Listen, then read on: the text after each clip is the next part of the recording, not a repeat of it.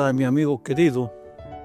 Una vez más, por la gracia divina, estamos aquí juntos para estudiar la lección número 9 para el 29 de noviembre del año 2025.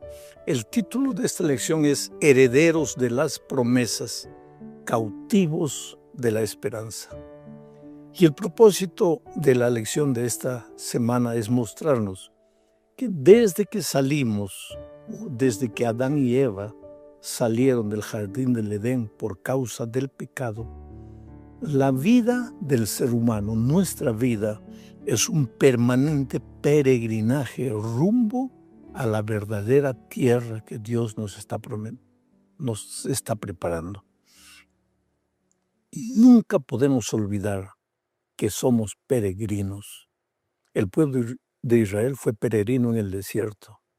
Y aun cuando entró a la tierra prometida, continuó siendo un pueblo peregrino, porque la esperanza de la vida eterna del cielo no es solo una esperanza de los hombres o de las personas del Nuevo Testamento, sino también de las del Antiguo Testamento.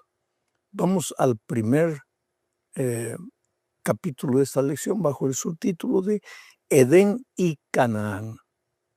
Aquí veremos que Canaán era para Israel lo que para nosotros es la tierra nueva. Déjame leer el texto. Dice Hebreos capítulo 11, versículos 8 al 10, lo siguiente. Por la fe, Abraham, siendo llamado, obedeció para salir al lugar que había de recibir como herencia. Voy a parar aquí para comentar un poco. Por la fe, Abraham, siendo llamado, salió para salir al lugar que había de recibir como herencia. ¿Por qué tenía que salir? Porque el lugar donde Abraham se encontraba y donde recibió el llamado era un lugar poblado por gente pagana. La gente se había olvidado de Dios. Adoraban ídolos, dioses falsos, pequeños dioses que ellos inventaban cada día. Y Dios tenía otro plan para Abraham y para sus hijos. Entonces le dijo a Abraham, sal de esa tierra. Vas a ir a la tierra que yo he preparado para ti. Ese mismo mensaje es para ti y para mí hoy. Nosotros vivimos en un mundo rodeado de un pueblo que inventa cada día nuevos dioses, dioses falsos. Y no me refiero solo a ídolos, a imágenes de cera o de madera que alguien pueda adorar. El otro día yo encontré en el avión una persona que me dijo, no, yo no tengo religión, yo no adoro a nada. Yo soy ateo, yo no creo en Dios. Para mí la fuerza está dentro de mí. La religión es para gente débil que tiene que apoyarse en algo para poder vivir.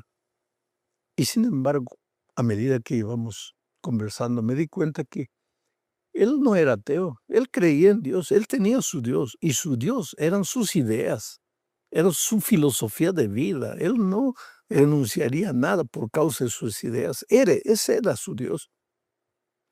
Y hoy vivimos en tiempos cuando la gente, el placer se torna un Dios, ¿ah? El poder un Dios, la fama un Dios. Hoy día con las redes sociales tú puedes ver que la gente quiere ser famosa, quiere aparecer. ¿Ah? Ojalá tuvieran un mensaje positivo que ayude a crecer a las otras personas, pero no. Entra a las redes sociales para que veas. Mi consejo es cuidado, porque el problema es que te puedes acostumbrar a habituar a eso y ir en pos de eso. Pero ahora viene la orden divina. Sal de ahí. Ese no es tu lugar. Yo tengo una tierra mejor para ti. Y ahora con este comentario vuelvo a leer el texto. Por la fe Abraham, siendo llamado, obedeció para salir al lugar que había de recibir como herencia. Y salió sin saber a dónde iba. Por la fe, habitó como extranjero en la tierra prometida, como en tierra ajena, morando en tiendas con Isaac y Jacob, coherederos de la misma promesa, porque esperaba la ciudad que tiene fundamentos, cuyo arquitecto y constructor es Dios. ¿Te das cuenta? La esperanza del cielo, de la ciudad eterna, no es esperanza propia de los que vivimos en el Nuevo Testamento. Abraham, Jacob, Isaac vivieron en el Antiguo Testamento. Pero ¿qué dice aquí el texto? Que ellos se mantuvieron con la esperanza de la ciudad que tiene fundamento, cuyo arquitecto y constructor es Dios. Y esa ciudad no era Canaán terrenal. Ellos entraron a Canaán. Canaán para ellos era un símbolo de la verdadera ciudad que Dios está preparando para todos los seres humanos de todos los tiempos. Al final de cuentas, cuando Cristo vuelva, todos resucitaremos, desde Adán hasta nuestros días, todos resucitaremos, y los que hemos creído en Dios y hemos respetado el pacto de la gracia y de la obediencia, pues iremos con el Señor Jesucristo a nuestra verdadera Canaán espiritual. Vamos a la segunda parte de este estudio bajo el subtítulo de La tierra como un don. Esta parte veremos que la tierra era un don que Dios le daba a sus hijos, pero solo mientras ellos respetasen el pacto. No era un don que simplemente ellos recibían y ahora podían mal usar ese don. No, no, no. Ellos tenían que seguir las instrucciones divinas. La tierra era por gracia, pero conservar la tierra era por obediencia a los principios orientadores de las instrucciones divinas. Para entender mejor voy a leer Éxodo 3:8. Mira lo que dice. Y he descendido para librarlos de mano de los egipcios y sacarlos de aquella tierra a una tierra buena y ancha, a tierra que fluye leche y miel, a los lugares del cananeo, del eteo, del amorreo, del fereceo, del heveo y del jebuseo. Se estaba refiriendo a Canaán terrenal. Los he sacado de Egipto para llevarlos a esa tierra. Esa tierra de Canaán, Dios le había prometido a Abraham, a Isaac, a Jacob. De generación en generación, Dios les recordaba que ellos eran peregrinos rumbo a su tierra, a Canaán, que Dios les había prometido. Pero esa tierra estaba amarrada, diría así, al pacto de fidelidad que el pueblo hiciera con Dios. La tierra era de ellos, estaba garantizada. Pero si ellos se desviasen de los caminos de Dios, perderían la tierra. Y eso fue lo que sucedió. Ellos se desviaron del camino de Dios. El profeta Jeremías narra eso. Cada uno hacía lo que quería, vivía como quería. Se atrevieron hasta a afrontar al propio profeta de Dios. Entonces vinieron los babilonios, los tomaron, destruyeron la ciudad, destruyeron el templo y se llevaron los jóvenes cautivos a Babilonia. ¿Por qué? ¿Por qué perdieron la tierra?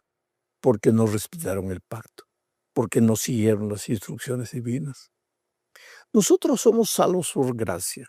No hacemos nada, Cristo lo hizo todo en la cruz del Calvario. No podríamos hacer nada. Con nuestra humanidad no tenemos condiciones de hacer nada para salvarnos. La salvación es únicamente por gracia. Pero una vez que hemos sido salvos por gracia, vamos a vivir como gente redimida, como gente salva.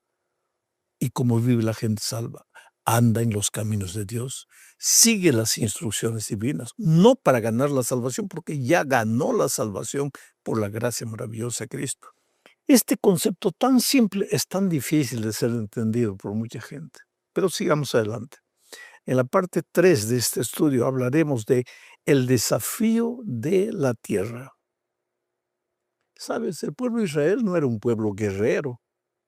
La tierra entonces sería dada a ellos únicamente por gracia, mientras respetasen el pacto.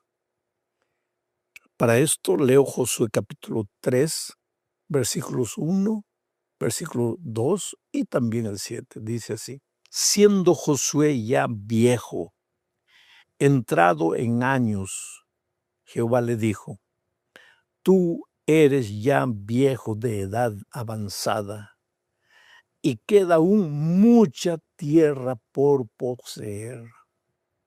Esta es la tierra que queda, todos los territorios de los filisteos y todos los de los jeruseos. Reparte pues ahora esta tierra en heredad a las 9 tribus y a la media tribu de Manasés. Tú te das cuenta, ya lo dije anteriormente, la tierra prometida, Canaán, no le fue entregada al pueblo de Israel en un día, en un año. Habían pasado años. Josué ya estaba viejo. Dios se le presenta y le dice: Josué, ya has vivido lo suficiente. En cualquier momento vas a descansar. Pero todavía hay mucha tierra para ser conquistada. Esto es lo que nosotros necesitamos entender en la vida cristiana. Porque en este peregrinaje rumbo a nuestra verdadera casa, el diablo va a aparecer en nuestro camino colocando obstáculos, dificultades, tierras salvajes para ser conquistadas. Me refiero a vicios, hábitos, deficiencias de carácter, tendencias, herencia genética. Entonces, ¿te parece imposible llegar a la Canaán espiritual? ¿Por qué? Porque hay tanto enemigo en tu camino. Y llegas a viejo. Y aunque has conquistado mucho, todavía te falta mucho para conquistar. Este, querido, es un desafío para que no te contentes con la mediocridad, para que no estés conforme con lo que has logrado hasta aquí. Dios ha sido bueno contigo y te ha concedido victoria sobre las tendencias, sobre los defectos. Pero todavía hay mucha tierra para conquistar. Hay filisteos que te perturban.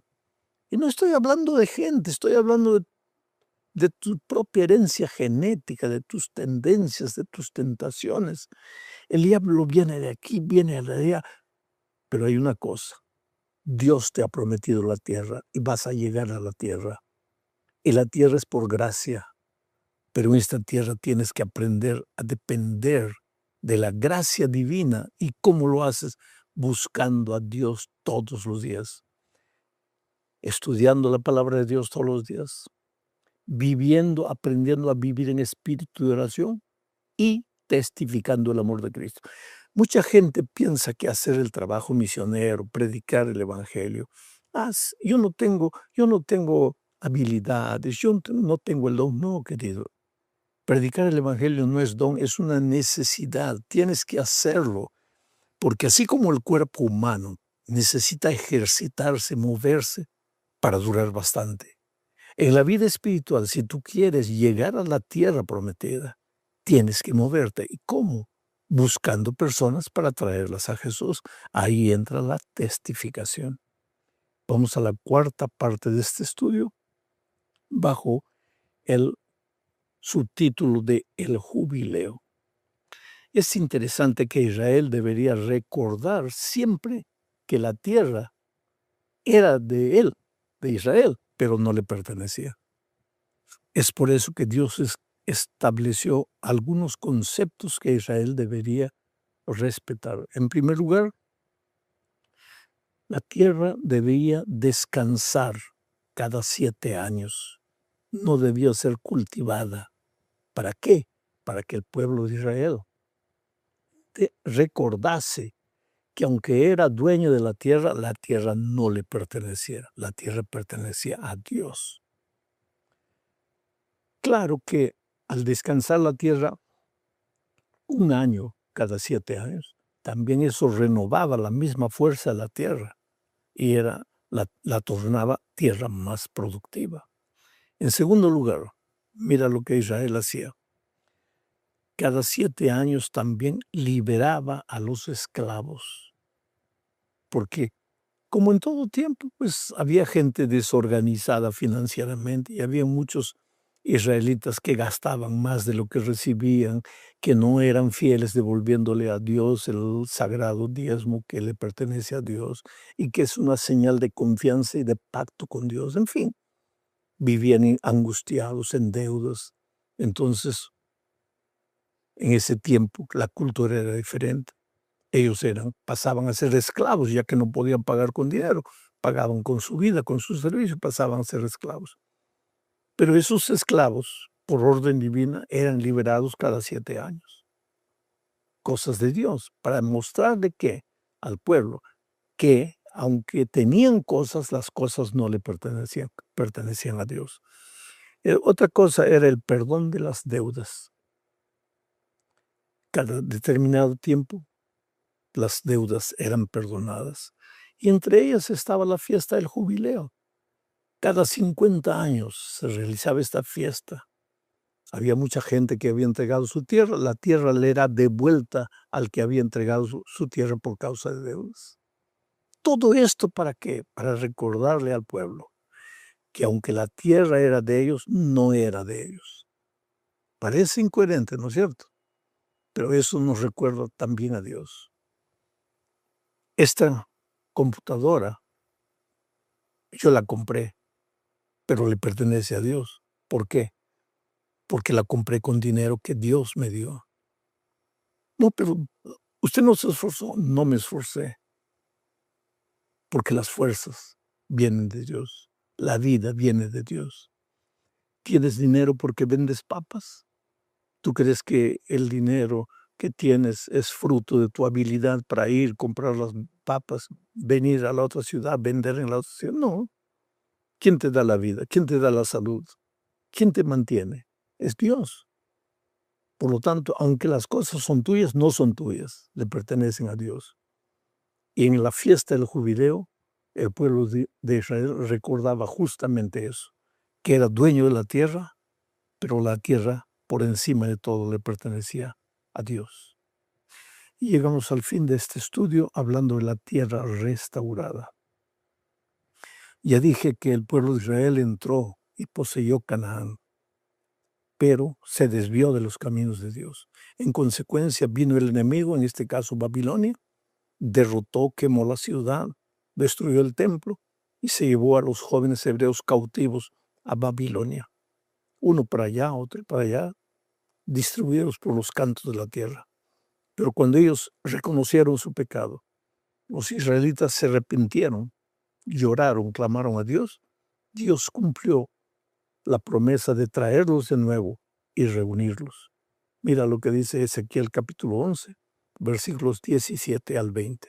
Di, por tanto, así ha dicho Jehová el Señor: yo os recogeré de los pueblos y os congregaré de las tierras en las cuales estáis esparcidos, y os daré la tierra de Israel. Esto sucedió durante el exilio. Dios levantó al profeta Ezequiel, un pueblo esclavizado ahora en Egipto, triste por causa de su desobediencia. Dios usa a Ezequiel para traer palabras de ánimo. Dios, ¿qué le promete Dios? Los recogeré, los traeré, los juntaré de nuevo, restauraré la tierra de Israel. Sigo leyendo el versículo 18, dice, y volverán allá. ¿Allá dónde? A Jerusalén, a la tierra, y quitarán de ella todas sus idolatrías y todas sus abominaciones. Pues era por causa de esto que ellos fueron cautivos. Ahora volverán, pero ahora arreglarán la vida, limpiarán los altares inmundos, adorarán únicamente a Dios. Luego, ahora el versículo 19 dice, y les daré un corazón y un espíritu nuevo pondré dentro de ellos, y quitaré el corazón de piedra de en medio de su carne, y les daré un corazón de carne, para que anden en mis ordenanzas y guarden mis decretos y los cumplan y me sean por pueblo y yo sea a ellos por Dios. ¿Entendiste el mensaje? Dios le dio a Israel la tierra de Canaán por gracia. No hicieron nada, pero les dio instrucciones. ¿Recuerdas que cuando construyeron el altar escribieron las instrucciones ahí?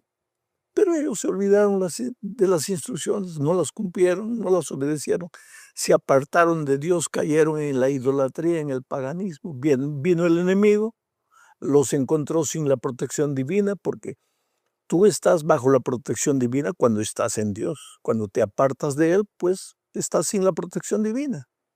No es que Dios te abandona, Dios te sigue, Dios te llama, pero si tú te vas, ¿qué puede hacer Dios?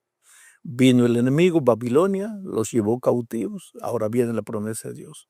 Yo los traeré de nuevo a la tierra. Pero ahora viene una promesa bonita que sirve para ti y para mí.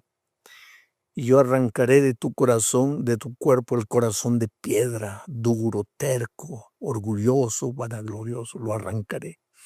Te daré un corazón de carne.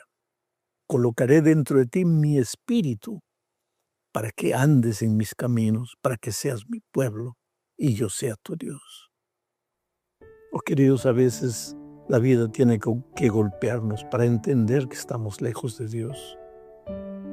Muchos de ustedes, mis amigos queridos que me siguen, no están en la iglesia. Están apartados de Dios y apartados de la iglesia por motivos que yo no sé. Pero tú me acompañas, tú estás conmigo semana a semana. Tú eres una persona linda, sincera, Dios te ama mucho.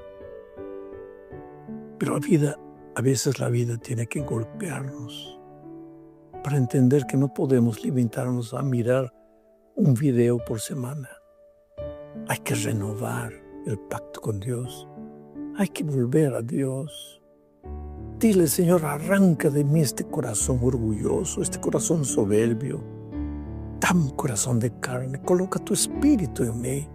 Enséñame a caminar en tus caminos y entonces vas a ver cómo las nubes desaparecen, la tristeza desaparece, el miedo del futuro desaparece, la depresión desaparece y amanece un nuevo día en tu existencia. Dios te bendiga, querido. Vamos esta semana a la lucha, al trabajo, pero confiando en Dios, dependiendo de Dios, caminando con Dios. Felicidades, un abrazo, que Dios te bendiga.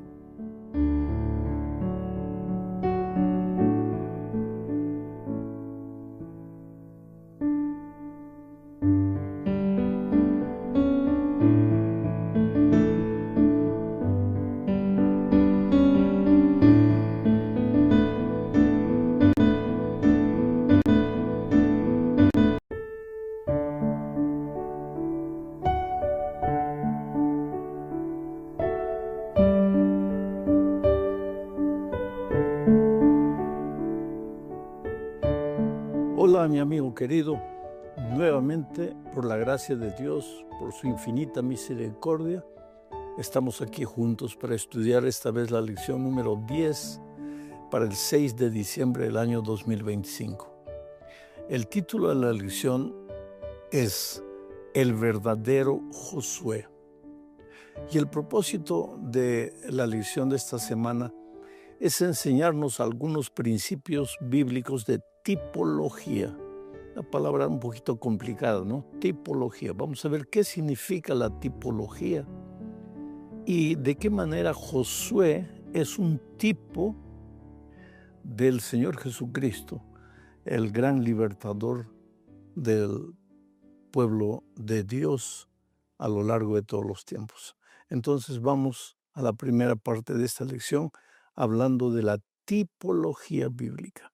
¿Qué es la tipología bíblica? Es un método de enseñanza bíblico. En la Biblia encontramos mucho esto. A través de este método, Dios usa personas, acontecimientos, lugares del pasado para enseñar algunas lecciones con relación al futuro. Por ejemplo, el Éxodo es un acontecimiento que sucedió hace siglos atrás. ¿Qué fue el Éxodo? La libertación del pueblo de Israel comandado por Moisés. Él sacó al pueblo de la esclavitud de Egipto y lo llevó a la tierra de Canaán, la tierra de la libertad. Ese es el tipo, la figura, el acontecimiento del pasado. Pero eso de alguna manera, tipológicamente, anunciaba la libertación de los seres humanos de la esclavitud, no de Egipto, sino del pecado, para ser llevados a la tierra de la libertad, a nuestra Canaán celestial. En el primer caso fue Moisés el libertador, en el segundo caso es Jesús el libertador. Ese es el uso de la tipología en la Biblia. Bueno, algo que la lección presenta es la tipología de David. En el Salmo 22, si tú tienes tiempo, lee todo el Salmo 22. Tú verás a David delante de las injusticias, de la persecución que sufría, porque él había sido ya ungido como rey, pero Saúl no quería dejar el poder y lo perseguía, lo maltrataba. Entonces, David escribe el Salmo 22 diciendo sus angustias, su tristeza, su dolor. Y hay algunas expresiones de David en el Salmo 22 que no se entiende relacionadas con David, porque cuando su sangre fue derramada, en fin, cuando sus vestidos fueron destrozados, nada. Pero en este caso David es un tipo del Señor Jesucristo, que un día sufriría para salvar a la humanidad y que finalmente sería crucificado en la cruz del Calvario. Resumiendo esta parte, tipología es un método de enseñanza a través del cual Dios usa acontecimientos, personas, lugares del pasado para enseñar lecciones futuras. De esta manera se ilustra mejor el Evangelio, el tema de la salvación o cualquier otro tema. Por ejemplo, en el Antiguo Testamento encontramos al Cordero, que es sacrificado todos los días en el pueblo de Israel. Pero ese Cordero es el tipo del Cordero de Dios que quitará el pecado del mundo, o sea, un tipo del Señor Jesucristo.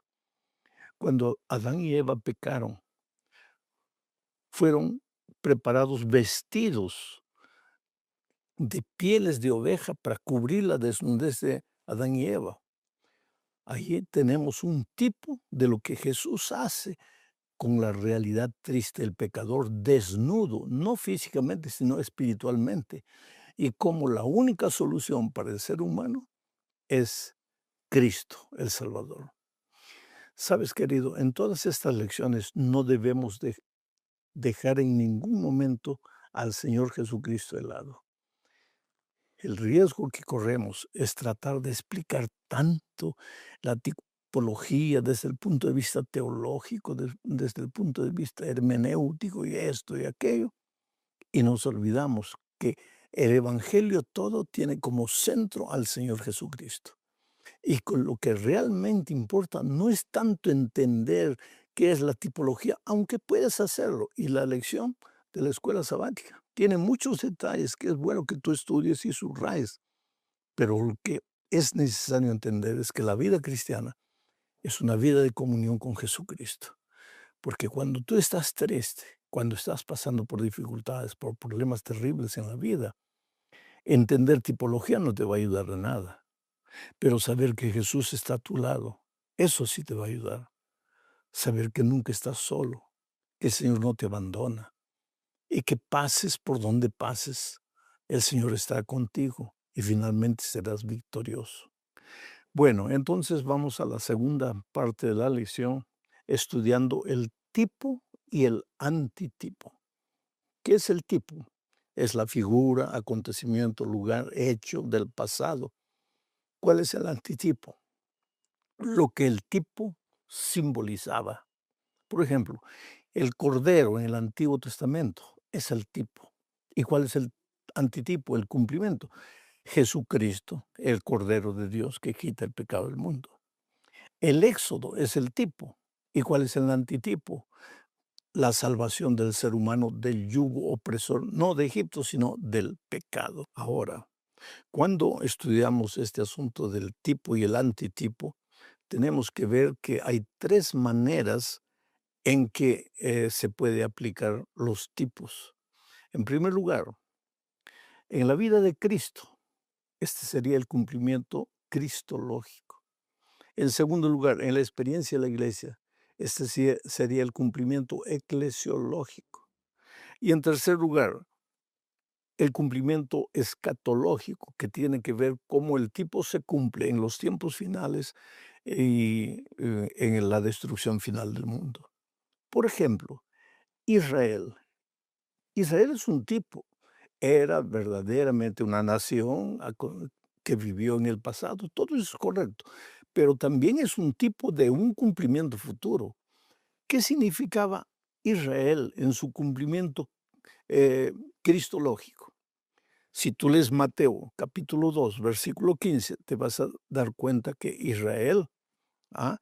simboliza el lugar de donde el Mesías tendría que huir para escapar de la ira de Herodes. ¿Y cuál sería el cumplimiento eclesiológico? Segundo Gálatas capítulo 6, versículo 16, tú verás que Israel en el Nuevo Testamento es el cumplimiento de la realidad en la vida de la iglesia. Israel simbolizaba también a la iglesia espiritual de Dios. Y en el cumplimiento escatológico que tiene que ver con el tiempo del fin, según Apocalipsis capítulo 7, versículos 4 al 8 y también el versículo 14, veremos que Israel es un símbolo de los redimidos. En el grupo de los 144,000, por ejemplo, ahí está Israel de nuevo, por tribu, pero Israel ya no existe. Israel fue un asunto del pasado. Este es el cumplimiento escatológico de Israel. Otro ejemplo, el Éxodo. Aquí está un poco más claro este concepto. En su fase cristológica, ¿cuál es el Éxodo? Porque de manera literal, ¿qué significó el Éxodo? El Éxodo fue cuando el pueblo de Israel salió de la esclavitud de Egipto y se fue hacia la tierra de Canaán. Ahora, este tipo, ¿cuál fue su cumplimiento cristológico en la vida de Cristo? Cuando Jesús salió de Egipto, después que Herodes había muerto, para retornar a Jerusalén. Y en la vida de la iglesia, el éxodo en la vida de la iglesia, según de acuerdo con segunda a los Corintios, capítulo 6, versículo 17, simboliza la salida del pueblo de Dios del paganismo, del mundo que lo rodea. Y en su cumplimiento escatológico, ahí tendríamos que leer Apocalipsis 18:4, para ver que en su cumplimiento escatológico el éxodo significa la salida del pueblo de Dios, de la iglesia contaminada. Y esto se refiere ya al tiempo del fin, cuando Dios dice, salid de ella, pueblo mío, refiriéndose a Babilonia. El pueblo tiene que salir de una iglesia que no es completamente verdadera en el sentido bíblico, no respeta las enseñanzas bíblicas, sino que las mezcla con tradiciones humanas. El santuario también. El santuario, de acuerdo con Mateo 26, versículo 61, el santuario en su cumplimiento cristológico es el propio Señor Jesucristo. En su cumplimiento eclesiológico, de acuerdo con 1 Corintios capítulo 3, versículos 16, 17, el santuario simboliza al pueblo de Dios. Y en su cumplimiento escatológico, si tú lees Apocalipsis capítulo 3, versículo 12, verás que el pueblo de Dios son las columnas del santuario, o sea, el pueblo de Dios redimido también es un cumplimiento escatológico del santuario. Bueno, esta parte es un poco teórica, ¿te das cuenta? Es interesante conocer, estudiar, vuelvo a repetir, toma la lección, estudia, reflexiona, piensa, subraya, pero hay que tener cuidado de no perdernos en esto. En la tercera parte del estudio, que es lo más práctico y bonito, a donde el autor finalmente quiere llevarnos, vamos a ver a Josué como la figura tipológica. Es interesante que Moisés, de cierta manera, es un tipo de Josué, porque lo que sucedió en la vida de Moisés también sucedió en la vida de Josué. Pero tanto Moisés cuanto Josué son un tipo del Señor Jesucristo, que es nuestro verdadero Moisés y nuestro verdadero Josué. Moisés sacó al pueblo de Israel de la esclavitud de Egipto. Cristo nos saca de la esclavitud del pecado. Josué guió al pueblo en la conquista de la tierra prometida, en el desierto, conquistando, venciendo al enemigo, derrotándolo, devolviéndole la tierra a los hijos de Dios. Pero Cristo es el verdadero Josué. Él es el que nos conduce en esta vida. Porque, querido, la salvación ya es nuestra, pero el diablo no se queda tranquilo. Canaán ya era del pueblo de Israel. Sin embargo, ¿cuántas veces tuvo que enfrentar enemigos? La salvación ya es nuestra. Cristo ya murió por nuestros pecados. Ya nos sacó de la tierra de Egipto. ¿Pero acaso el diablo va a querer que nosotros lleguemos a Canaán? No, no. El diablo va a hacer todo lo que pueda y lo que no pueda también. ¿Para qué? Para destruirnos, para impedir que lleguemos a tener el reposo celestial con Cristo. Todos los días tú enfrentas luchas, aparece un enemigo de una manera, de otra manera, dificultades. A veces esos enemigos no son exteriores, a veces esos enemigos están dentro de nuestro propio corazón, es nuestro propio carácter deformado por el pecado. Entonces tenemos luchas en la casa, en la familia, en la sociedad en que vivimos, en la propia iglesia de Dios. Hay dificultades, pero así como Josué condujo al pueblo de Israel a través de Canaán hasta encontrar el reposo, la conquista final, así también Cristo nos conduce, nos acompaña, no estamos solos al querer disfrutar de la experiencia de la salvación, que es en esta tierra incompleta, pero que será completamente eh, cum- cumplida allá en el reino de los cielos. Dios es maravilloso, queridos. La verdad es que no estamos solos en esta vida. Si en este momento estás atravesando un momento de dolor, de dificultad, a veces te preguntas, pero ¿por qué? ¿Por qué si cuando Cristo llegó a mi vida encontré la salvación, por qué en este momento no puedo disfrutar de esa experiencia de salvación? ¿Por qué hay dolor? ¿Por qué hay lágrimas? ¿Por qué hay luchas? Es que todavía estamos peregrinando en esta tierra. Canaán no era el reposo pleno para Israel. El reposo pleno, completo, es cuando Cristo vuelva. Nosotros también estamos en esta tierra. ¿Podemos estar seguros de nuestra salvación en Cristo? Claro que podemos. Cristo nos garantiza la salvación, pero todavía estamos luchando, enfrentando dificultades. Vamos a la cuarta parte de este estudio bajo el subtítulo de El verdadero Josué como antitipo. Josué es el tipo del Señor Jesucristo, ya vimos eso. Jesucristo es el cumplimiento de Josué. Josué fue real, pero era apenas una figura. En realidad, en su vida, en su ministerio, en su trabajo de conquista, era una figura de lo que Jesús haría por su pueblo de todos los tiempos. Es interesante que el nombre de Josué y de Jesús tienen la misma raíz, Joshua. Ya por el nombre, Jesús era el cumplimiento pleno del Josué que la Biblia relata dirigiendo al pueblo de Israel. Pero además de eso, hay muchos incidentes en la vida de Josué que pueden ser aplicados hoy a la relación Cristo-Iglesia. Por ejemplo, el paso del Jordán. Josué condujo al pueblo de Israel a través del Jordán. Ese cruzamiento del río Jordán en realidad era una experiencia clave, porque hasta aquí habían estado en el desierto, ahora entraban a Canaán. Pero no había entrada a Canaán a no ser atravesando el río Jordán. Nosotros también vivimos esclavizados en Egipto. pero en algún momento encontramos al Señor Jesucristo, nuestro Josué, que nos ayuda a entrar al río Jordán para salir al otro lado y poseer la tierra. Ese entrar al río Jordán, yo me atrevería a decir que es un tipo del bautismo. Mucha gente que ya podría ser bautizada, que ya estudió la palabra de Dios, dice, pero ¿por qué es necesario bautizarme? Yo te diría, usando esta figura del tipo y el antitipo, ¿por qué era necesario que Israel atravesara el río Jordán?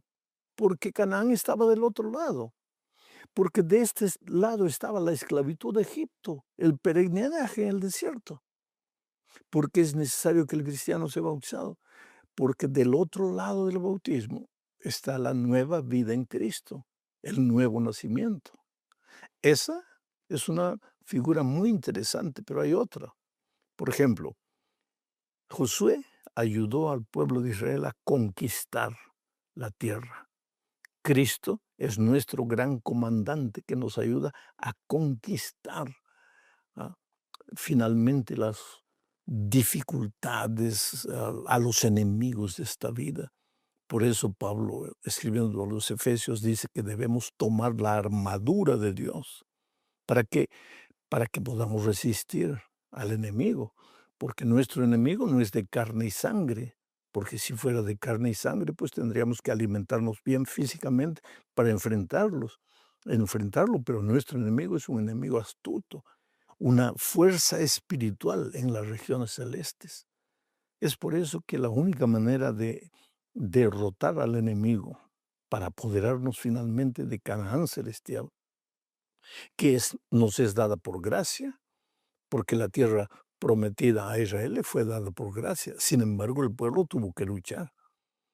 La salvación plena en Cristo nos es dada por gracia. Sin embargo, mientras vivamos en esta tierra, pues tendremos que vestir la armadura de Dios. Pero el enemigo no te puede derrotar. El hecho que el enemigo existe y la tentación existe, y eso es una realidad, no es argumento para que tú te entregues a una vida de derrota, de mediocridad espiritual o de conformismo, que digas, pues bueno, si el enemigo es una fuerza espiritual y yo soy un pobre ser físico, entonces yo estoy perdido, entonces puedo continuar cayendo. No, no, querido, porque así como finalmente el enemigo fue expulsado de la tierra de Canaán, Cristo en el Calvario ya hizo todo lo posible para que el enemigo no tenga más poder sobre ti. Otra figura interesante. Josué llevó al pueblo de Israel al reposo, aunque en esta tierra nunca tuvo reposo completo. Cristo nos lleva a nuestro reposo, pero no es nuestro reposo en esta tierra, aunque ya en esta tierra podemos usufruir las maravillas de la salvación. Cristo nos conduce a nuestro reposo celestial cuando finalmente el pecado no se levantará por segunda vez, cuando finalmente eh, pues habrá el pecado sido destruido, no quedará ni raíz ni rama. Ahora, ¿qué tiene que ver la última parte de nuestra religión? Jesús y nosotros. Aquí entran las guerras, oh querido. Vivimos en un mundo de guerra. Es que aunque ya podemos apoderarnos de la experiencia de la salvación, ya hay mucha ventaja, porque el otro día alguien me preguntó y me dijo así, pero pastor, si yo soy salvo y continúo sufriendo, entonces ¿cuál es el mérito de la salvación? Porque si no acepto a Cristo, igual sigo sufriendo. Y si acepto a Cristo, igual también sigo sufriendo. Entonces, ¿cuál es la ventaja de entregarle la vida a Cristo? Ah, querido, es mucha, porque cuando tú aceptas a Cristo en esta tierra, aprendes a cuidar mejor tu salud, aprendes a perdonar. Y uno de los venenos peores del alma es el rencor, el resentimiento, la envidia. Pero cuando le entregas la vida a Cristo, todo eso desaparece de tu vida. Y aunque continúas viviendo en este mundo de pecado y el dolor y la muerte y la enfermedad existen, pues tú ya estás libre de esas cosas diminutas que perturban tu vida, que no te dejan en paz. ¿Por qué? Porque cuando le entregas la vida a Cristo, dice, justificados pues para con Dios, tenemos paz, paz. Con paz puedes dormir, con paz puedes despertarte con ganas de luchar y de trabajar. Hay mucha diferencia entre el que tiene a Cristo y el que no tiene a Cristo. Ambos sufren las inclemencias de esta vida, pero el que no tiene a Cristo no tiene esperanza. El que tiene a Cristo tiene esperanza. Es por eso que aunque tengas que derramar una lágrima por algún motivo familiar, a veces es un hijo que está destruyendo su vida en las drogas, a veces el matrimonio que está tambaleando, a veces la vida financiera, la crisis, a veces una inundación, un incendio, cualquier cosa así.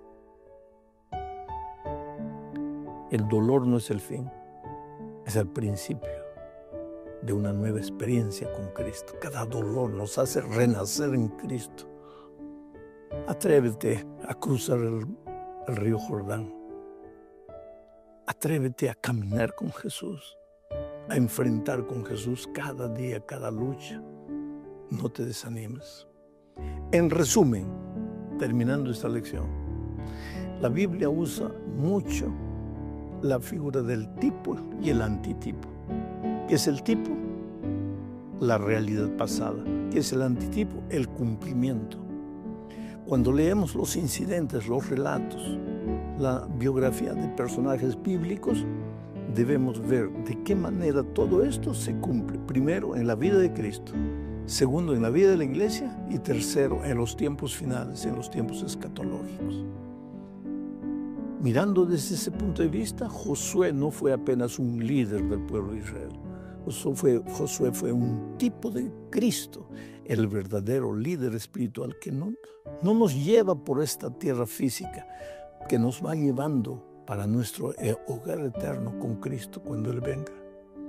Un abrazo, querido, que Dios te bendiga ricamente. Chao.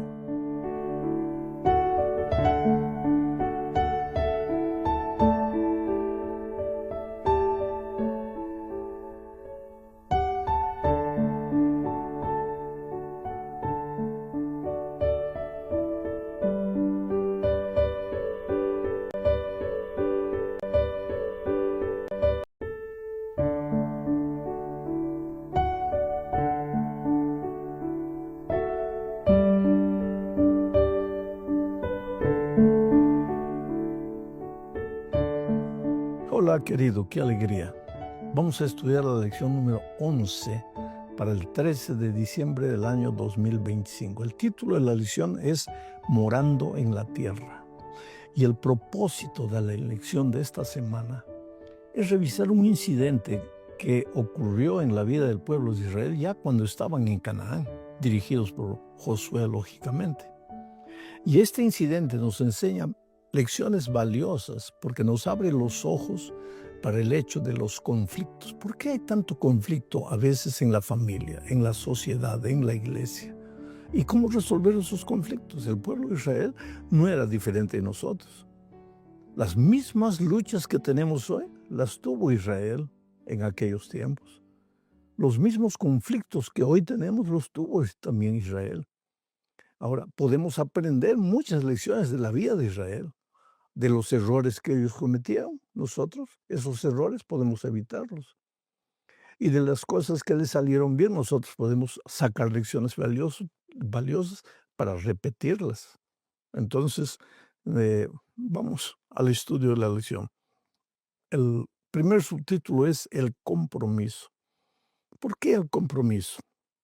Voy a leer el texto para entender mejor este asunto. Josué capítulo 22, versículos 1 al 3, dice así. Entonces Josué llamó a los rubenitas, a los gaditas y a la media tribu de Manasés y les dijo, vosotros habéis guardado todo lo que Moisés, siervo de Jehová, os mandó, y habéis obedecido a mi voz en todo lo que os he mandado. No habéis dejado a vuestros hermanos en este largo tiempo hasta el día de hoy, sino que os habéis cuidado de guardar los mandamientos de Jehová, vuestro Dios. Explico un poco lo que sucedió aquí y por qué esta parte de la lección se titula compromiso. Es que cuando el pueblo de Israel estaba atravesando el río Jordán, ellos vieron un pedazo de tierra ya que pertenecía a Canaán, pero un pedazo de tierra sin atravesar el río Jordán. Y era una tierra fabulosa, especialmente para criar ganado, mucho pasto, muchos valles, muchas llanuras, extraordinaria tierra para que el ganado se reprodujese.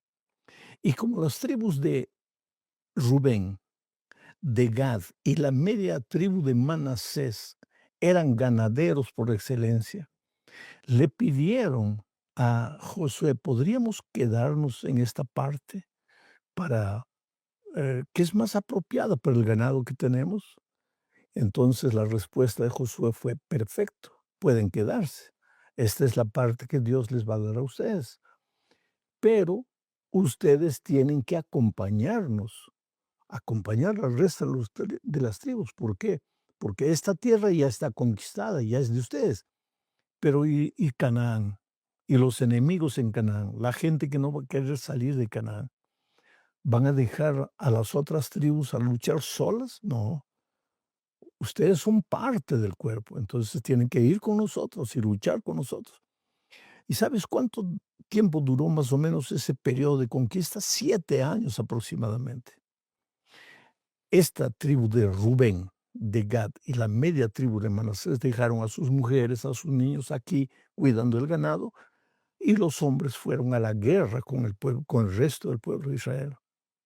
7 años conquistaron todo. Al final del tiempo, pues Josué les dijo: bueno, ahora sí, ya ustedes ayudaron, ustedes han cumplido con su compromiso. Y por eso el texto que acabo de leer, Josué les dice: ustedes han cumplido con todo, han seguido las órdenes mías de Moisés, ahora pueden regresar para casa.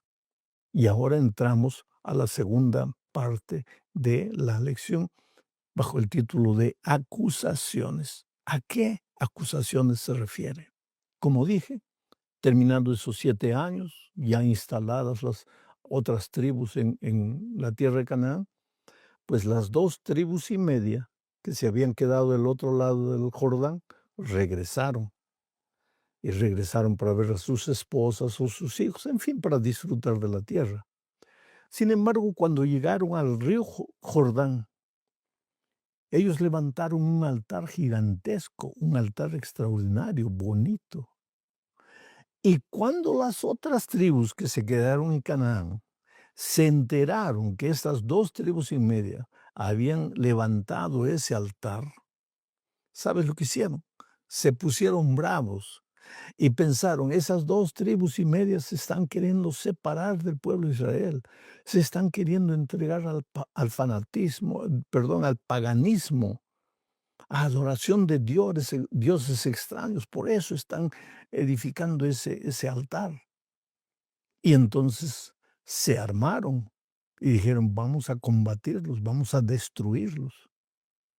Leo el texto para entender mejor el asunto. Josué capítulo 22, versículos 10 y 12. Dice así: y llegando a los límites del Jordán, que está en la tierra de Canaán, los hijos de Rubén y los hijos de Gad y la media tribu de Manasés edificaron allí un altar junto al Jordán, un altar de grande apariencia. Cuando oyeron esto los hijos de Israel, o sea, el resto de las tribus, se juntó toda la congregación de los hijos de Israel en Silo para subir y pelear contra ellos. ¿Contra quiénes? Contra las 2 tribus y media que habían levantado ese altar. Ahora, aquí viene la reflexión. Vamos a pensar seriamente en este hecho y vamos a sacar lecciones que nos van a ayudar hoy para resolver conflictos, como dije, en la familia muchas veces, en la sociedad en la que vivimos, en la iglesia a donde asistimos. Se podrían evitar esos conflictos, pero vamos a reflexionar en este incidente. En primer lugar, ¿por qué la mayoría de las tribus que entró a Canaán se puso brava cuando se enteraron que las 2 tribus y media habían levantado un altar gigantesco? ¿Por qué? Porque pensaron: ellos se están entregando al paganismo. En segundo lugar, ¿y por qué estas 2 tribus y media levantaron el altar? No ese altar, no porque querían entregarse al paganismo, sino porque querían levantar un monumento que recordase a sus hijos que ellos, aunque estaban de este lado del Jordán, continuaban formando parte del pueblo de Israel que estaba en Canaán. Sin embargo, aquí hubo un error. Primero, las 2 tribus y media, antes de levantar aquel altar, deberían haber consultado con Moisés, que era el líder, pero no consultaron. Hicieron sin explicar lo que estaban haciendo. Pero ahora viene el segundo error. Las otras tribus juzgaron los motivos de las 2 tribus y media sin escuchar explicaciones. ¿Cuáles son las lecciones que aprendemos? Querido, comunicación. La mayor parte de los conflictos que aparecen en la familia, en la sociedad, en la iglesia, son por falta de comunicación. Autoridad es para ser respetada. Si el pueblo de Israel tenía límites, tenía líderes, entonces las 2 tribus y media deberían respetar la autoridad de los líderes y deberían haber consultado. No lo hicieron, no se comunicaron. Lo que tú puedes hacer puede ser maravilloso desde tu punto de vista, pero si los otros no saben por qué estás haciendo lo que estás haciendo, esa actitud tuya va a generar conflictos.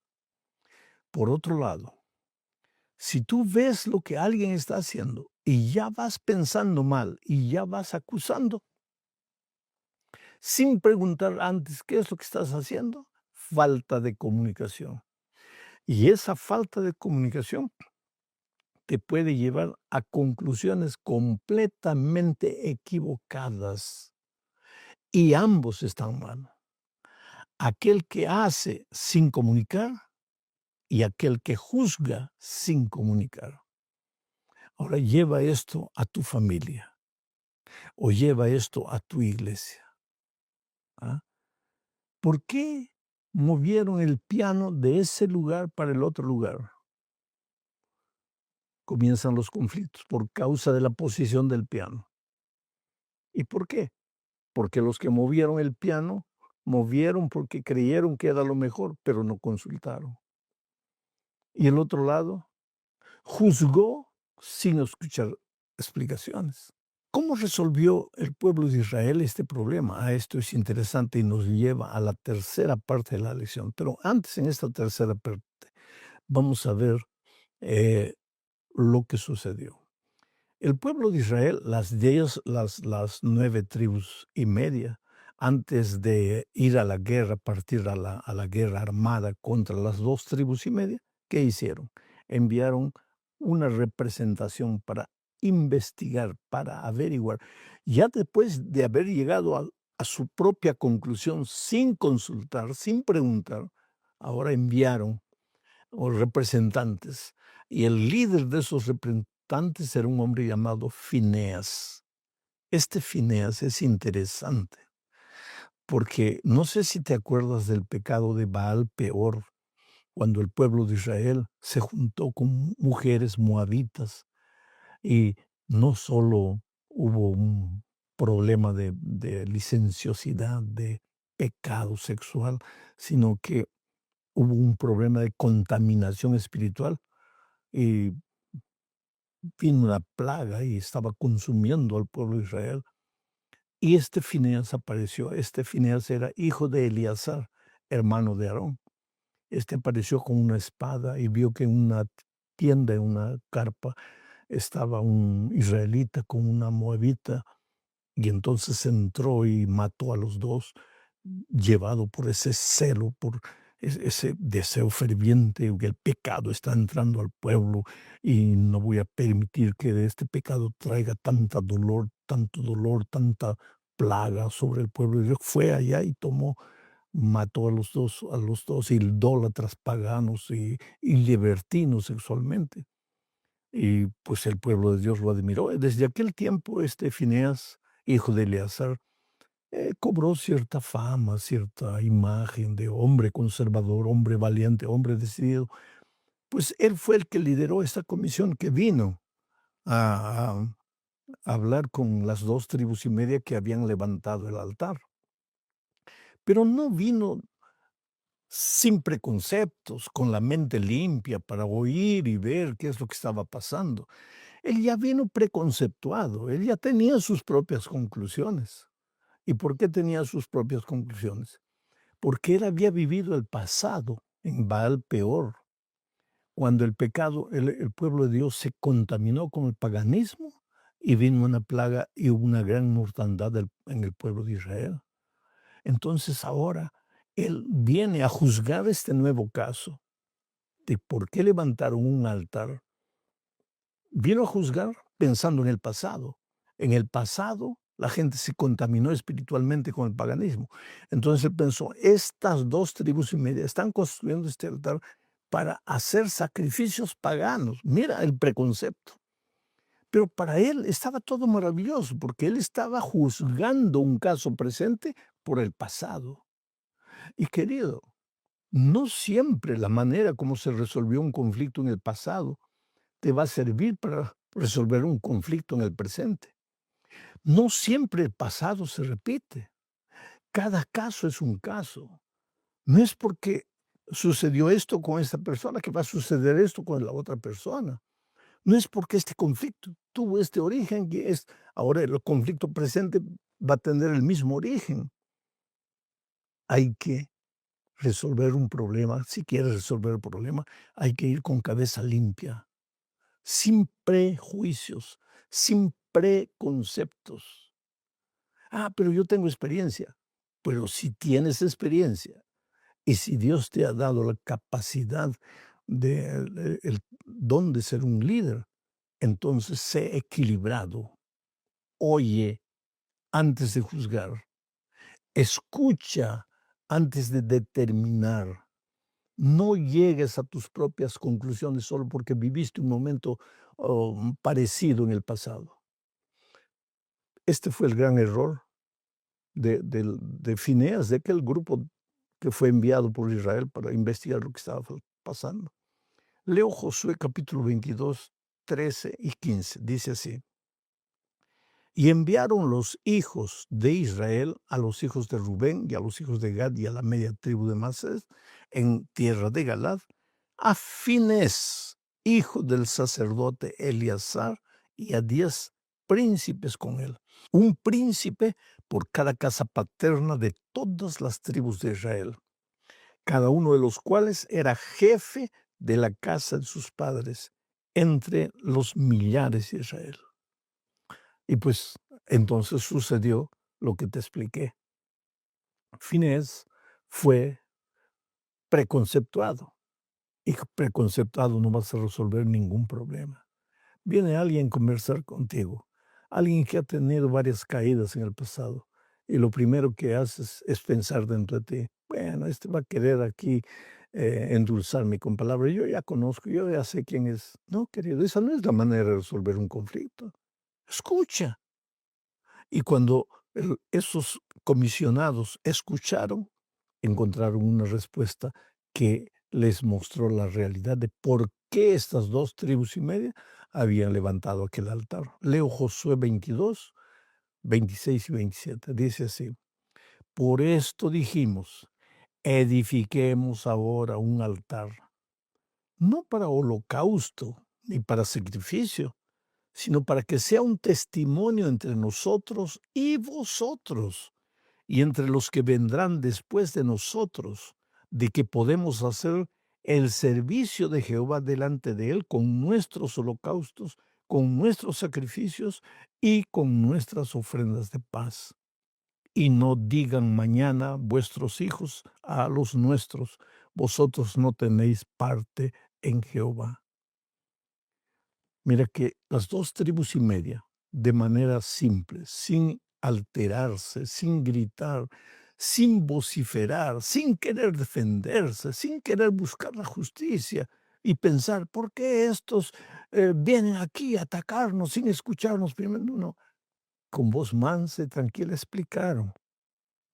hemos levantado este altar no porque queremos ofrecer holocausto a dioses paganos, nada, como un monumento conmemorativo para que un día, cuando pasen los años, eh, los hijos de ustedes no le digan a los nuestros: ustedes no son parte de Israel. No, hemos construido este altar para que ellos, nuestros hijos, los de ustedes y los nuestros, recuerden siempre que somos un solo pueblo. O sea, todo completamente diferente de lo que habían imaginado los que venían con acusaciones. Y ahí, pues el conflicto se resuelve, porque cuando tú das una explicación con palabras coherentes, equilibradas, sensatas, el otro no va a ser loco para no querer entender la explicación. Muchos de los conflictos surgen porque todos queremos tener la razón. Nadie quiere ceder. Y lo peor, a veces nadie quiere escuchar al otro. ¿Por qué? Porque ya tiene sus propios conceptos. Y esos propios conceptos no lo ayudan mucho. Aumentan el conflicto que ya existe. En el Brasil existe una expresión: cuando uno no quiere, dos no pelean. ¿Por qué? Para haber pelea, los dos tienen que querer pelear. Pero si este quiere, busca la pelea, pero este no responde, o responde de manera suave, este pobre se cansa de buscar la pelea, y ahí viene la resolución de conflictos. Experimenta esto en tu casa, en tu iglesia.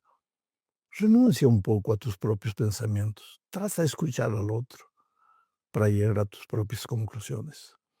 Ahora leo Josué 22, 30 y 31. Oyendo Finés el sacerdote y los príncipes de la congregación y los jefes de los millares de Israel que con él estaban, las palabras que hablaron los hijos de Rubén y los hijos de Gad y los hijos de Manasés, les pareció bien todo ello. Y dijo Finés, hijo del sacerdote Eleazar, a los hijos de Rubén, a los hijos de Gad y a los hijos de Manasés: hoy hemos entendido que Jehová está entre nosotros, pues que no habéis intentado esta traición contra Jehová. Ahora habéis librado a los hijos de Israel de la mano de Jehová. Mi amigo querido, toda historia tiene dos lados.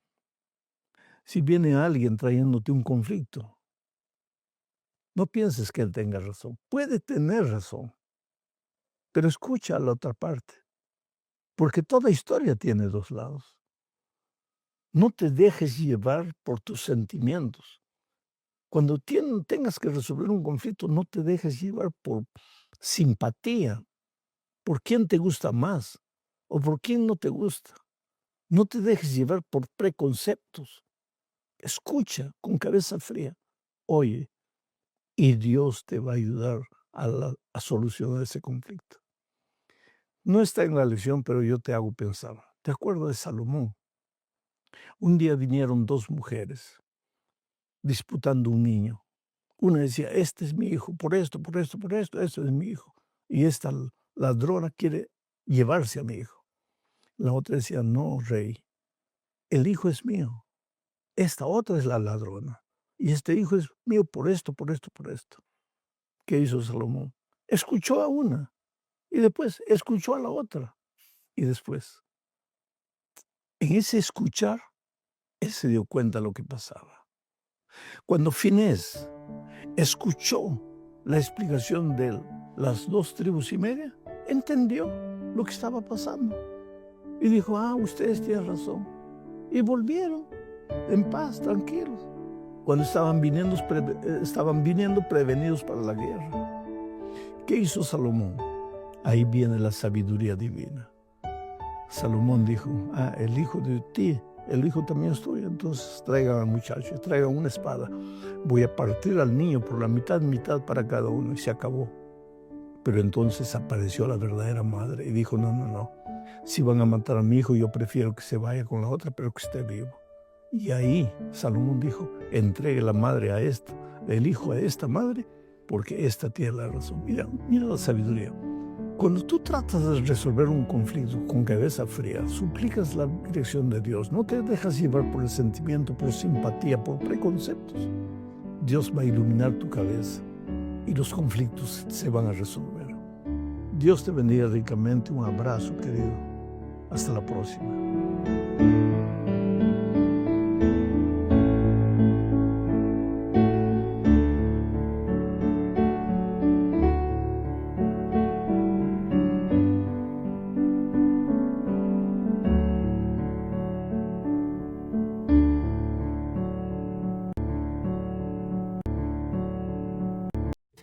Coffee cold on the windowsill,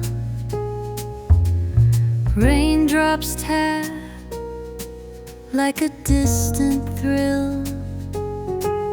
Your name still hangs in the morning air, a quiet ghost in an empty chair.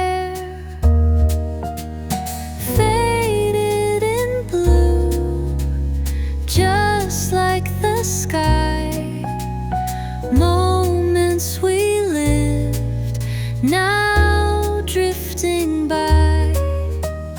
No need to chase what won't come true. We were firelight, now we're faded in blue. The vinyl spins our final night. A saxophone whispers soft and right.